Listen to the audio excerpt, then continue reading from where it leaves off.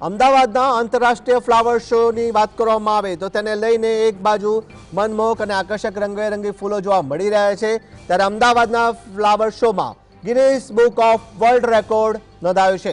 સરદાર પટેલના ફ્લાવર પોર્ટ્રેટની વાત કરવામાં આવે તો તેને લઈને આ બાબત સામે આવી રહી છે, જેના પહેલા દિવસે જ રેકોર્ડની હેટ્રિક થઈ। આ ફ્લાવર શોમાં અસરની વાત કરવામાં તો ફૂલોની અનેક પ્રતિકૃતિઓ ઊભી કરવામાં આવી હતી, જેમાં 3ને ગિનિસ બુક ઓફ વર્લ્ડ રેકોર્ડમાં સ્થાન મળ્યું છે।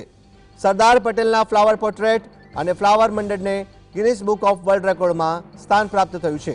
ફૂલોથી 7.5 મીટર ઊંચા અને 40 મીટર લાંબુ સરદાર પટેલનું પોર્ટ્રેટ તૈયાર કરવામાં આવ્યું છે, જેને વર્લ્ડ રેકોર્ડમાં સ્થાન મળ્યું। બીજો રેકોર્ડ જીવંત ફૂલોથી તૈયાર કરાયેલા 30 મીટર વ્યાસના મંડળા આર્ટને મળ્યો છે।